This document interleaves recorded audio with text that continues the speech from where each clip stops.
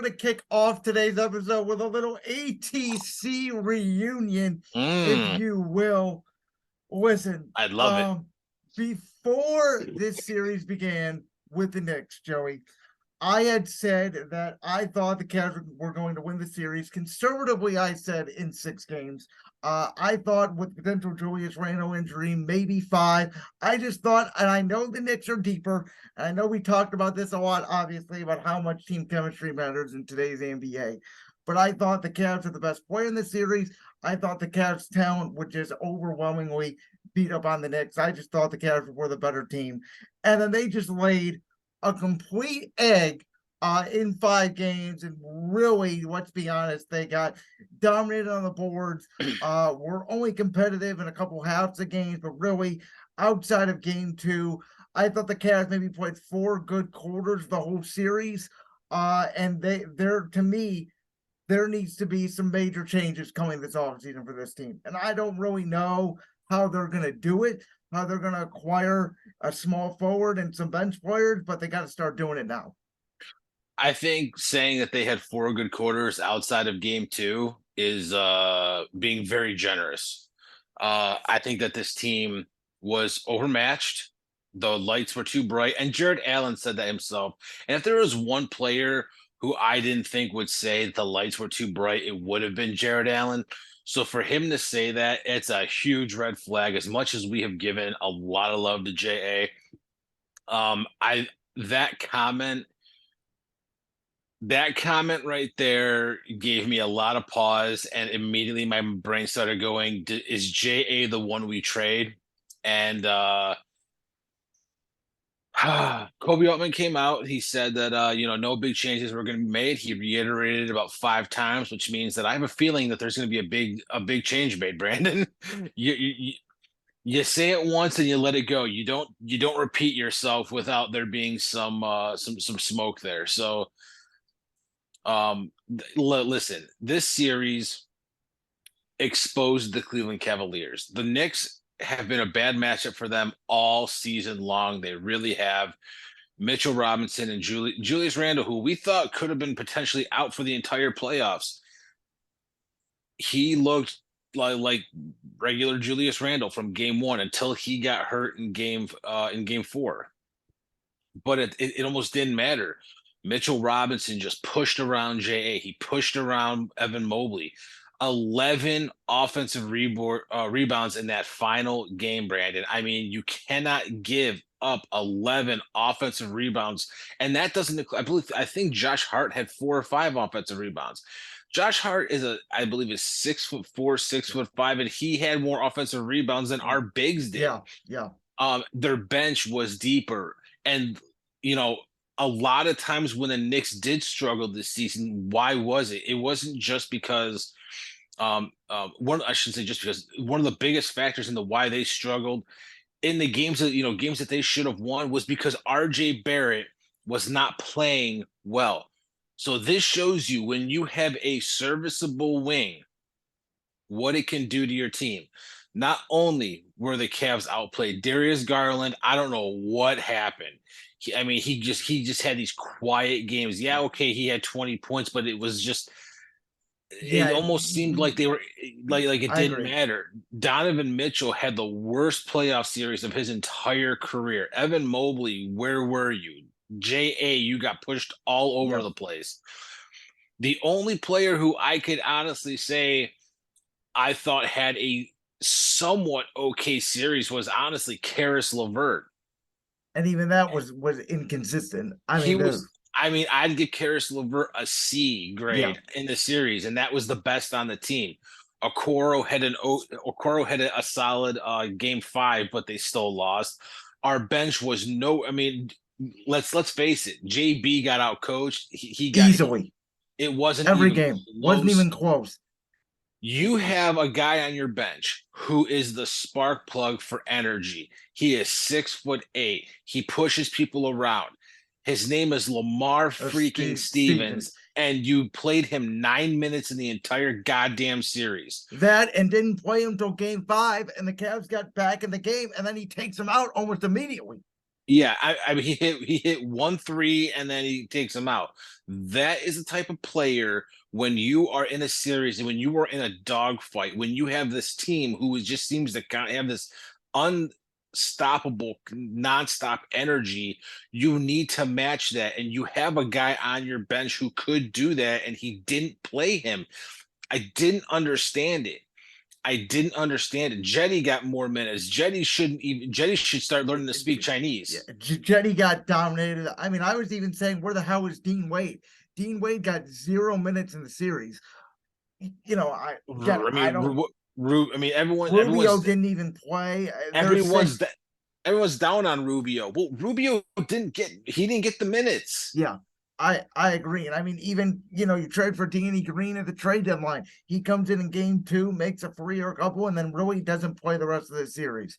So I mean, I don't know. Maybe the coaching staff felt like they didn't have a bench, but I didn't get it. It felt like there was no adjustments at all. They didn't really Exactly. try anything. Like I get it. You don't think Dean Wade's a great player. You don't think blah blah blah blah. Well, let them go out there and see what they can do. What are you losing by throwing out different bodies? We talked about this, so many times on ATC. You had your top, 4 or 5 players, and if you include Levert off the bench, you got 6 guys playing 40-45 minutes a night.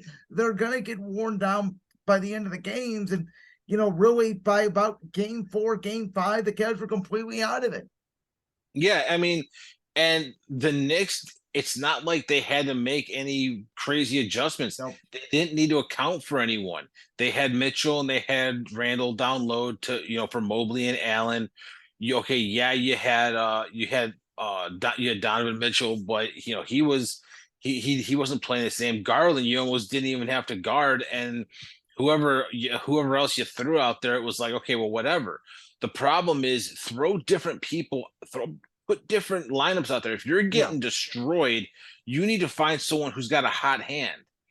And meanwhile, out in my new favorite city, Miami, who absolutely unbelievable. We are gonna get to that series. I think yeah, unbelievable. you got Kevin Love, who's Yeah, 12 points, 15 points, 12 rebounds, some assists, a couple of blocks. Oh, but he wasn't good on the Cavs because his goddamn hand was broken. You need to yeah. give him time. You needed to give him time. Me and you even said we think that there's something wrong with Kevin Love. We knew there was something wrong with Kevin Love. When The he's shooting world did. 20%, like But right, but when we got rid of him, we said why? yeah. You didn't trade for anyone. You brought in Danny Green on the lowest possible contract you could. The veteran, I think it was the veteran minimum, Yeah. or And he so. didn't even play. Like, And he didn't play until like the final week or two of the season, and he was a non-factor at all in the playoffs. I don't know if he hit a shot. If I'm being he hit 1 3 in game 2, I believe, and that okay, was it. okay, When again but the Cavs couldn't miss. And everybody was so in game 2 when the Cavs destroyed the Knicks. Everybody was, oh, the Cavs are back. And I said at that time, we're not winning another game. I want, at the media, you've talked about this a lot. There are games when you lose, when you feel positive about something, and there are games that you win when you feel like, oh, that's not going to happen again. Levert went crazy for 31 points. Garland couldn't miss. And the Knicks just shot so bad and didn't even try in the game out of the first quarter. And by the way, the first quarter was closed. It shouldn't even have been. So that's when I knew, even after game 1, I knew we were in trouble. Game 2, I knew we were in a little bit of trouble. Game 3 came out, played like trash, which is inexcusable. You know how I feel about how they say the bright lights of MSG. To me, it's a basketball arena. I don't care if it's the most hallowed arena in sports. You go out there and you play. The Knicks aren't even that good at home. They're a better road team than a home team. It leaves a sour taste in my mouth the way this young team came out and they tried to act all tough with this junkyard chain, and they played awful in 5 games. Let's put it that way. They played awful. I think that the junkyard chain has a new meaning from now on. And you know what? I a couple of things. Number one, I did say the Cavs would win. I still thought they were going to win the series even after game 1. I did predict them to lose game 1 too. I said that they were going to lose game 1, win 2 and 3, lose 4, then win 5 and 6. That was my prediction. I thought it was going to go 6 as well. And but the gentleman's sweep happened. There's changes that need to be made for this Cavs team. It was embarrassing. And obviously, I'm sure that, there are other teams around the league that are probably embarrassed or that are embarrassed too, and we'll talk about that in a Oh minute. yeah. But before we get to that, I did come up with just a little thing. Listen, I don't know if Okay. we're going to bring back LeVert. I think that we probably should if we can get him on a good deal. He's not worth $18 million. I think you need to find someone that you can start, or even at the very least, two guys who you can bring off of the bench if you want to start LeVert, because I think the Isaac Okoro experiment should officially be over. And I agree. I think that he could be a solid bench player. I do not think that he should be in a starting lineup. If they do end up bringing back Karis LeVert on a on a very team friendly contract, I think that he should be the one starting with Okoro coming off the bench. But just here's the problem. There are no big wings out there. And let's face it, they need a wing. They need one badly. The list that I have compiled of just some players who can play the wing, um, it's not fantastic. It's not, but there's a couple of names of guys who I really like. You could come bring them off the bench. You could start a couple of them. One is absolutely a starter, but I believe that the team would be able to match the contract. Okay. But so I have Josh Richardson. Obviously he's older, he's a veteran, but he still had a really good season last year. He Yeah. could be a good bench guy. You could start LeVert, bring Richardson off the bench. Jalen McDaniels, Yeah. who I also really like. I think he could be a starter on this Cavs team. Definitely a starter, Kelly Oubre Jr. Yeah, for I think sure. I think that would be someone who I would take a real hard look at. I just don't know if he's going to get a big bag or not. He could not, but I would take a look at him. Torrey Craig from the Suns is a free agent next year. He's 6'8". He's He's a long. brandy guy. Mm. Yeah, he plays D. He can hit the three. He can rebound. He can do it all. Lonnie Walker from the Lakers right now. Mm. He's not a starter. He's a bench player, but he gives you really, really high energy minutes off the bench, and he's a sniper, so that is good. Max Strus from the Heat. Not the Oh. biggest wing, but definitely someone that you have to account for on the floor because he can go off at any moment. TJ Warren. Now, this is an interesting one because obviously he came back this year after not playing for 2 years. He flashed some of that dominance, but he is, I believe he is 29, will be 30 next year. But, I mean, you might be able to get him. The Cavs don't have an unlimited amount of money. I mean, I know that Altman did say that they're not afraid to go into the luxury, which is a nice thing to say. That means Gilbert's willing to spend the money. But the guy who I would take a hard look at, and if you have to spend every last dime on him that you have, just because, is Cam Johnson Okay. from the Brooklyn Nets, 6'8". He's only 27 years old. This is the best year that he has had of his career. 17 points, Yeah. 5 boards, 3 assists, 1.5 steals per game. He can play defense. He can rebound. He can play offense. And he didn't really even get a whole lot of minutes until the end of the season. I believe he was coming off the bench for a while in Phoenix before he got traded to Brooklyn, where Brooklyn, when he was starting, he was getting, he was basically over 20 points per game Yeah. every single game, and that was with Mikal Bridges on that team and Nick Claxton getting all those points as well. So that is the guy who I think the Cavs should take a long look at. I believe Brooklyn can match. I just don't know if they will. I think they got a lot of draft picks, and they might want to, they might be willing to let Yeah. Cam Johnson go because they got Mikal Bridges. But you need a wing. Those are some guys that are going to be out there unless you make some trade, and that trade would have to involve Jared Allen. But the problem with Jared Allen right now is, name me a team who is center needy. Yeah. That's There's really not. Now I was thinking about this, Joey, and I haven't told anybody this. It's kind of thought that ran through my brain. I know you're gonna tell me absolutely hard no, you're just crazy. We're not even gonna talk about it. But we talk about the Cavs needing a wing, right? And obviously we just talked about the trade that you would think would have to involve Jared Allen. At this point, however, I personally am not comfortable with saying Evan Mobley's for sure going to be a 5. I think, and I told you this before, I believe Mobley's best position is the 4. I think his body is going to be a 4. I think even if he grows 15, 20 pounds and gets stronger, I just think he is built like a Tim Duncan, Kevin Garnett like power forward. Yeah, but both of those players also switch between center and power forward. They do, but they spent their majority career at the 4. That's not true. Tim Duncan was actually a center. He was only a power forward when he played with David Robinson. No, he played the 4 all those years in San Antonio when Robinson left, because he was at the 4 and it was Tiago Splitter and You're all right. those You're other okay. guys. Yeah, yeah. You're right. So You're right. so I think the last couple years of his career, he may have maybe played the the last center. year or two he switched to Yeah. center, but most of those years he was anyway. I thought long and hard about this, and it is unrealistic. I am just completely throwing it out there. Trade Darius Garland. See what you can do to get a wing, because I still don't know if, to me, could you move Mitchell to the point, get a wing, Yes. keep Allen and Mobley, and just build off that. And maybe you get a wing, and maybe Rubio slides into the starting point guard next year. Maybe you get a couple draft picks back and you can build off that and get the bench. Like, to me, and as great as Garland has been, he disappeared in those playoffs. And that's when I first thought about, we still have Mitchell. We have 2 gigantic bigs. What we really need is a wing. We don't need another dynamic score. To Right. me, like, we're still going to be a good defensive team. And Garland is not great on the defensive end. And again, we talked about this when we made the trade with Mitchell. The one negative, and it's the only negative, of having Mitchell and Garland together, even though I do feel like their games work, they're both 6'1".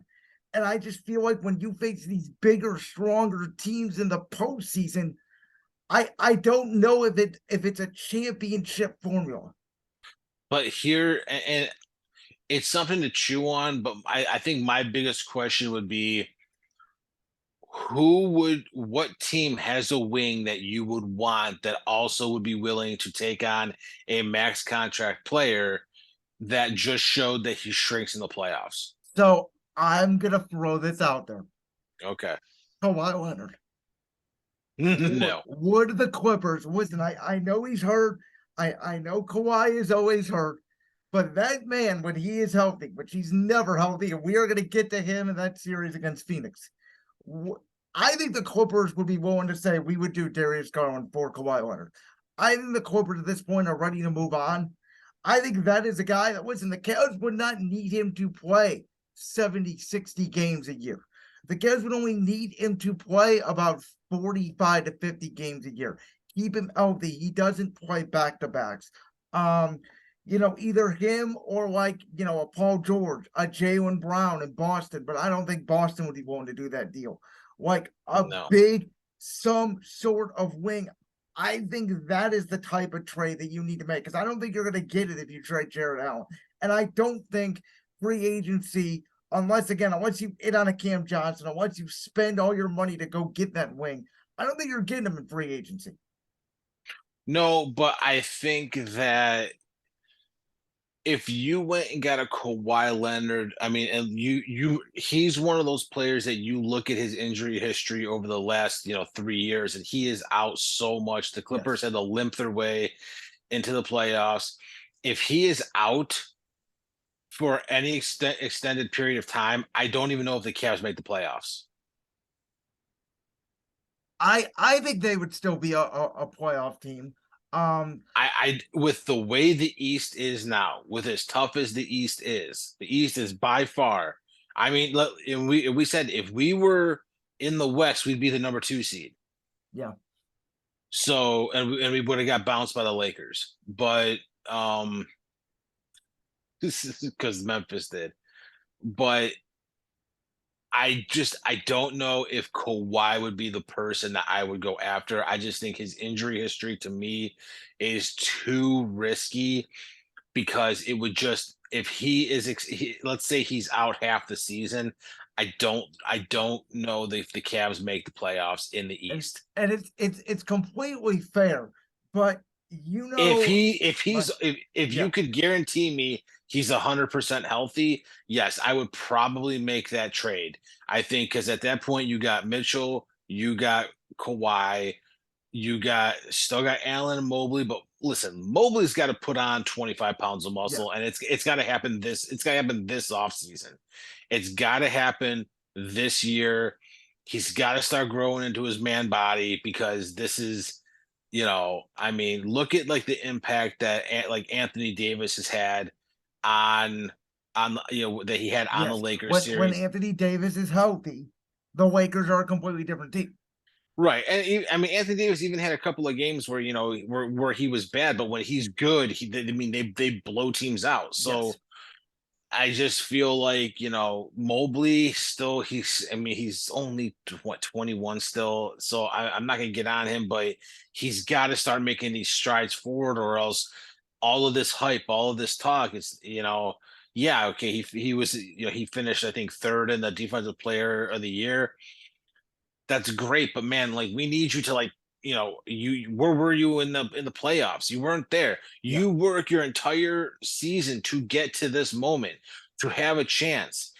I didn't expect the Cavs to win the championship, but I expected them to at To least win beat one the round. Yep. freaking Knicks. I Yeah. mean, this team they had 51 wins and they got destroyed by the New York Knicks. And it's bothering me, and I know it's bothering you because I know we both think alike along these lines. Like we talked about with Jared Allen, it seems to me like the players aren't that bothered by losing. I know Donovan Mitchell was. Yeah, Donovan for Mitchell, sure. I believe that there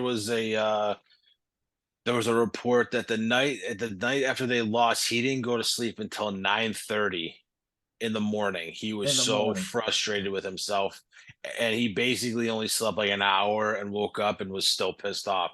So Donovan Mitchell takes this very hard, and I hope the rest of this team does too, because when you are a an athlete, you are an individual, you are entitled to your own opinions. If you want to express them in any way you want, I have no problem with that. Have your own style, say what you want to say. you know you live your life, man. Like no one, but you do represent a city. You have a city behind you who is rooting for you, because that's what we as fans, that's what we like to do.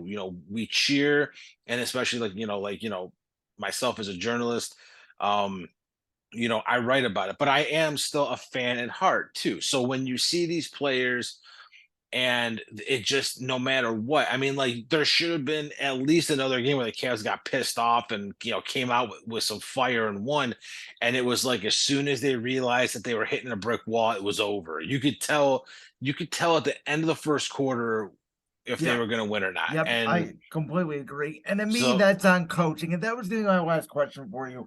Was it Nick Nurse just got fired I by would Toronto a couple I'd weeks ago? 100% go after him.